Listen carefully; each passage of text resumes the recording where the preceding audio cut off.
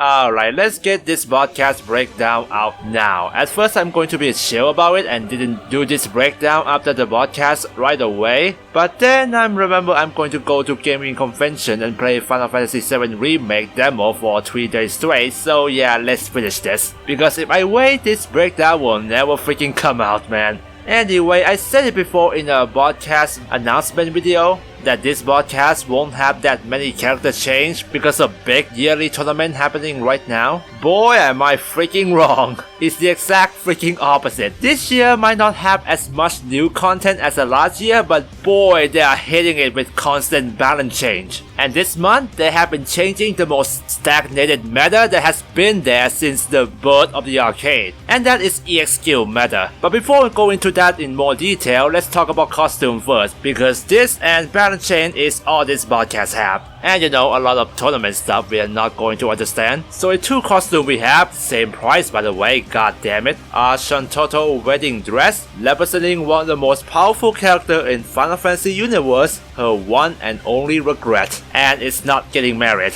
And the second one is a bombshell, a freaking Final Fantasy vs 13 Noctis costume, coming with 4 of Royal Arms weapon behind the paywall, goddammit, and that sick looking alternate red colors. And again, no, despite how much I love this costume, I'm not going to drop a single penny on this. If they reduce the price to 300 yen, then I might consider. Still consider though, not gonna buy it ASAP. What even more interesting about this costume is Nomura comment on it. Yeah, Nomura usually come to this podcast by voice chat most of the time, and consider that this is a costume from his old project that got transferred to someone else, and from the looks of elements in Kingdom Hearts 3, it shows that at the very least he's a little bit bitter about it. Also, there's some fun conversation between him and Fujiroga and Hasama-san, implying that at Square Enix at some point a versus 13 was a forbidden word. Okay, really, was that project such a nightmare for the company to the point where it's become so freaking offensive to say that? I mean, it's at least 7 years of development hell, so I can definitely see that. Anyway, both costumes look cool, but it's still expensive as crap, so not gonna bother by now for me. Now let's go to the balance change because there's a lot of them. Anyway, let's talk about EX skill meta. Anyone who has been staying in this game community for at least an hour would know that there's one EX skill set that every team is going to use. 2 Mighty Strike, 2 HP regen, and other 2 skill can be rarely like Ren Chill, Teleport, Enfeeble, and whatnot. Sometimes you can switch one of them off to be a little bit more different, but if you match with a Japanese player, they will DC immediately. Like 8 times out of 10, they will just leave. I mean, it's not surprised to see why. Mighty Strike is a double damage buff, and HP regen is one of the few ways you can heal in this game. Sure, other skill can still have some use, but these 2 skills is still the most reliable and also less situational than others. And the only counter to this buff doesn't seem that strong in comparison. Mighty God buff and Weaken D buff is the opposite of the Mighty Strike in every way. In both Mighty Strike and God is in effect at the same time, it will cancel out like there's no buff at all. But with these 2 buffs alone, Mighty Strike still deal way more additional damage than Mighty God reduce the damage. So there's not much reason to pick a defensive skill when the only effective use of this skill is to counter offensive skill. So what did they do? Nerf the hell out of the attack buff and buff the hell out of the defense one. Easy solution, freaking obvious. Mighty Strike no longer give you 100% more damage but only 50% more damage. That's like half of freaking additional damage. Ren Chill only got reduced by 20% to 80% more damage and got a little bit of cooldown nerf. But it makes sense considering that debuff is a lot harder and riskier to apply than buff. Grouping up with your team is a lot easier and safer than going to the enemy spray.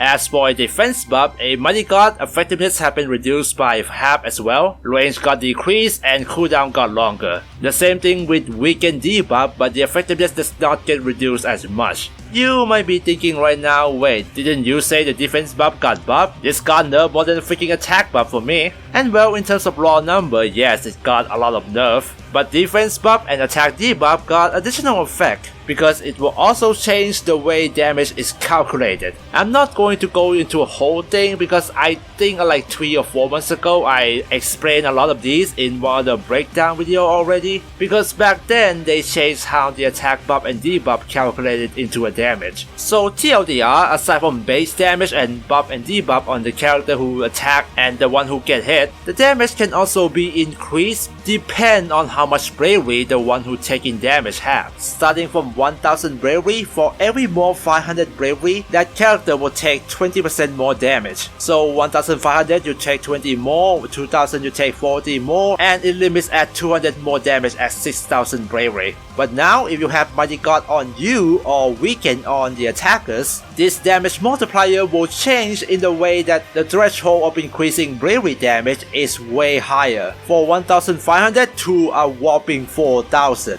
which means you will be taking the same amount of damage whether you have 1000 or 3500 bravery. And by that point you can literally one-hit kill everyone unless they use Alexander. This makes it so that Mighty God and Weaken can help protecting you when you have high bravery. Reduce a risk on when you want to go for a big damage or one-hit kill. Mighty Strike and Mighty God, and in some extent Brand Shield and Weaken still counter each other out, but with the change, Mighty God and Weaken become more powerful the more bravery you have. It also supports the playstyle of building up bravery too, give even more reason for player to pick defense buff too. So overall, this change decrease the damage potential for the character a lot, and the cheeky moment of 1000 brave to one hit kill won't be as frequent as before, but it also increase the chance of preserving the high bravery count as well, so the game doesn't necessarily become slower. It's just that the strategy doesn't boil down to Mighty Strike all the time now. People might want to use a lens shield for higher potency, and hey, maybe player thinks that attack and defense buff and debuff is not worth it anymore and go for a different skill instead.